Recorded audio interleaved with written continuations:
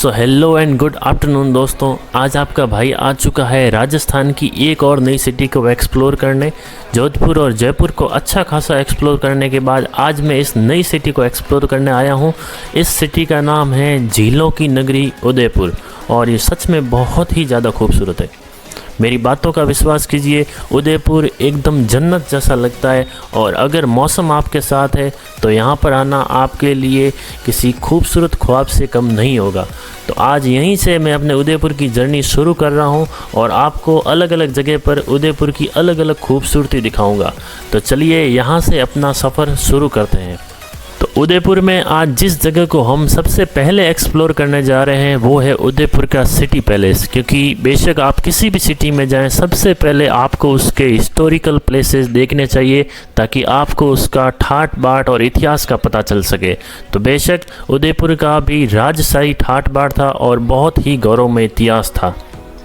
बेशक उदयपुर का city palace बहुत बड़ा है और शायद तक जयपुर के सिटी पैलेस से भी बड़ा है, इसलिए इसे कवर करने में टाइम लगेगा। लेकिन फिर भी मैं आपको वीडियोस के छोटे छोटे क्लिप्स बताकर इसका ज़्यादातर पार्ट कवर करवाने की कोशिश करूँगा। तो सबसे पहले दो हाथी सामने दिख रहे हैं और बीच में दीवार।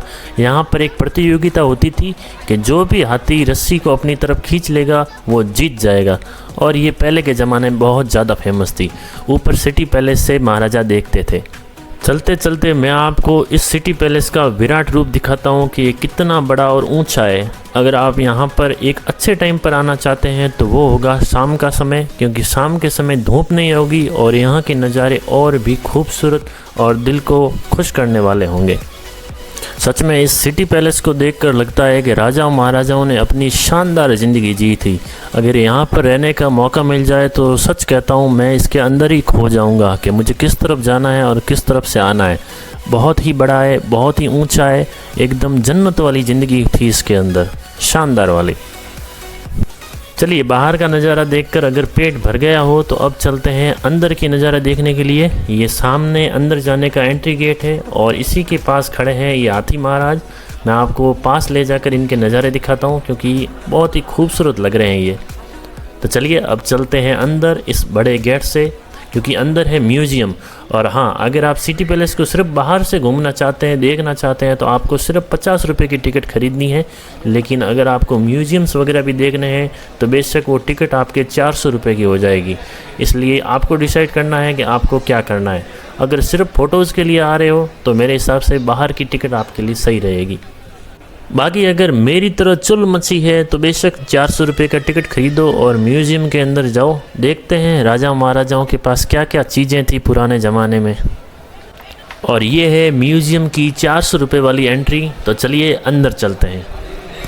यहीं से अपने म्यूज़ियम का सफ़र शुरू होता है और सबसे पहले पेंट देखने को मिली हमें, ढाल वाली पेंट जो शायद युद्ध के समय काम आती होगी ताकि पैर पर कोई घाव न लगे। और इसी के जस्ट पास है शानदार सा एक स्टैचू जो कि महाराणा प्रताप का है।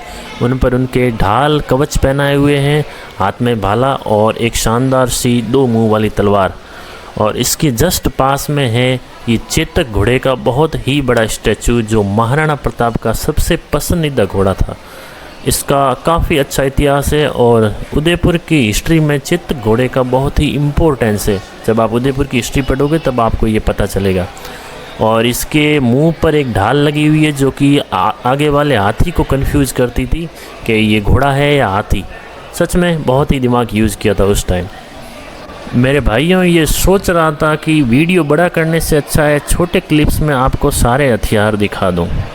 तो सबसे पहले ये ढाल और कवच जिसे योद्धा पहनकर लड़ता था, फिर से वही तलवारें और कवच, फिर से वही तलवारें, खंजर और एक राइफ़ल जो नीचे रखी गई है, लकड़ी जैसी दिख रही है, फिर से वही अलग अलग डिज़ाइंस की तलवार बड़ी मशक्क़त से बनाई गई है, फिर से वही लंबी तलवारें, छोटी तलवारें और ढाल, फिर से तलवारें। लगता है मेवाड़ के घराने या हर राजपूत घराने में आपको सबसे ज़्यादा तलवारें देखने को मिलेंगी। योद्धाओं का पहला हथियार था।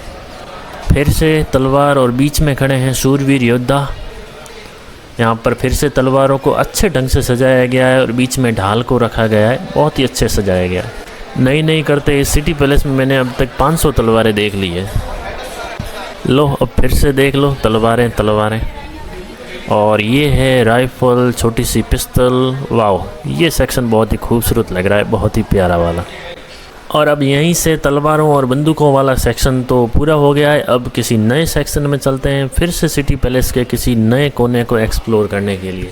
तो चलो अब और कुछ एक्सप्लोर करते हैं। बाहर आने पर मेरी खूबसूरत आंखों ने एक और म्यूज़ियम देखा है जिसके आगे एकोज़ नाम लिखा हुआ है। एक छोटी सी तोप रखी गई है जो कि छोटी है, और इन्हीं के पास में है महाराणा प्रताप का एक बहुत ही खूबसूरत और बड़ा सा स्टैचू, या फिर ये सांगा थे। सॉरी, मैं थोड़ा कंफ्यूज था, मैंने देखा नहीं, लेकिन क्योंकि मेरी थोड़ी हिस्ट्री कमज़ोर है, आप सही कर देना।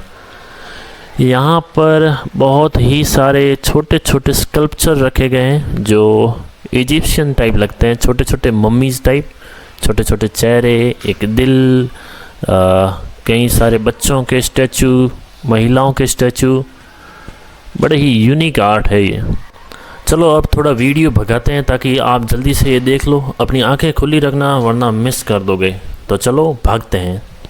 कुछ छोटे छोटे स्टैचू इस साइड भी है, लेकिन सच कहूँ तो मुझे कुछ भी समझ में नहीं आ रहा है। ये भी समझ में नहीं आ रहा है कि ये इंसान है, जानवर है, या देवता है, या राक्षस, पता नहीं किस किस के हैं। लेकिन चलो इसे ख़त्म करते हैं, आगे कुछ ढूंढते हैं। मैं फिर से बाहर आ चुका हूँ और अब मैं जा रहा हूँ एक और नए म्यूज़ियम को एक्सप्लोर करने। लेकिन उससे पहले मैं आपको इन राजाओं के जो बड़ी बड़ी पोर्ट्रेट्स है वो दिखाता हूँ। हालांकि इन सब के नीचे नाम लिखे हुए हैं, लेकिन अगर आप पहचान सकते हो तो कमेंट करके ज़रूर बताना। एक राजा जिन्हें मैं पहचान रहा हूँ वो है अरविंद सिंह, और पास में लक्ष्यराज सिंह की तस्वीर है। तो चलो ये तो देखते रहेंगे, आगे बढ़ते हैं। अब हम सिटी पैलेस म्यूज़ियम के तीसरे पार्ट की ओर आ चुके हैं, और सच में कहता हूँ सिटी पैलेस बहुत बड़ा है। पता नहीं और कितने सारे म्यूज़ियम यहाँ है, लेकिन मैं हर एक को एक्सप्लोर करना चाहता हूँ। बेशक थोड़ा टाइम लगेगा, इसलिए जहाँ पर ज़रूरत हो रही है मैं वीडियो को कट कर रहा हूँ, लेकिन इस पूरे सिटी पैलेस को कवर करने के लिए कम से कम मुझे 2 वीडियो बनाने पड़ेंगे। इसलिए ये पहला पार्ट है और दूसरा पार्ट मैं जल्द ही बना के लेकर आऊँगा। तो चलो यहाँ पर देखते हैं यहाँ पर देखने लायक क्या है। हालांकि मुझे लगता है यहाँ पर कुछ कमरे हैं छोटे छोटे, जो कि हो सकता है राजा महाराजा द्वारा यूज किए जाते होंगे। ये है महाराणा प्रताप कक्ष। महाराणा प्रताप का कक्ष देखते हैं। सामने एक छोटी सी तस्वीर लगी हुई है और एक छोटा सा स्टैचू भी है जो ऊपर वाला धड़ बता रहा है। बहुत ही खूबसूरत स्टैचू है। यहाँ पर कुछ पेंटिंग्स भी लगाई गई हैं जो पता नहीं किससे रिलेटेड है, और सारे के सारे कमरे एक दूसरे से अफिलिएट हैं। काफ़ी अच्छे कमरे थे। हालांकि कूलिंग सिस्टम भी अच्छा है, पता नहीं कैसे, लेकिन टेम्परेचर बहुत ही अच्छी तरह से मेंटेन अंदर रखा जा रहा है। यहाँ पर सारे के सारे कमरे ही थे, जिनमें से एक मैंने महाराणा प्रताप कक्ष आपको बता दिया है। अब फिर से आगे चलते हैं, क्योंकि कहा था टाइम की थोड़ी सी कमी है, तो कोई बात नहीं, चलो आगे चलते हैं। आगे भी एक छोटा सा गेट है जाने के लिए, वहीं चलते हैं। छोटी छोटी सीढ़ियाँ चढ़ के सामने वाली बिल्डिंग की तरफ भी आ चुका हूँ, और सामने लगी हुई है महाराणा करण सिंह जी की एक पेंटिंग, हाथ में तलवार और अच्छे खासे कपड़े पहनकर बहुत ही सुंदर लग रहे थे। ये भी एक छोटी सी बिल्डिंग है, और यहाँ पर एक छोटा सा कुंड भी रखा गया है। मैं आपको एक बार दिखाता हूँ। अब इसका रियल यूज़ क्या था वो तो मुझे नहीं पता, लेकिन गाइड कह रहा है कि इसमें पानी भरा जाता था। हो सकता है टेम्परेचर मेंटेन के लिए इसमें पानी भरा जाता होगा। यहाँ पर एक छोटा सा कमरा भी है जो मैं आपको दिखाता हूँ। इसमें एक चेयर पड़ी हुई मुझे दिख रही है। हो सकता है राजा महाराजा यहाँ पर बैठते होंगे और आराम करते होंगे। एक मंदिर टाइप ये छोटा सा कमरा है, और यहीं से एक विंडो भी लगी हुई है। सामने वही कक्ष है जहाँ पर मैंने आपको महाराणा प्रताप कक्ष बताया था, और यहाँ से मैं ऊपर आया हूँ।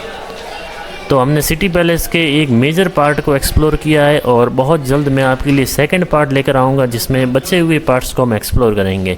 लेकिन वीडियो को ख़त्म करने से पहले इस शानदार से नज़ारे का एंजॉय लीजिए। सामने पिछोला लेक है और बहुत ही ठंडी ठंडी हवा आ रही है।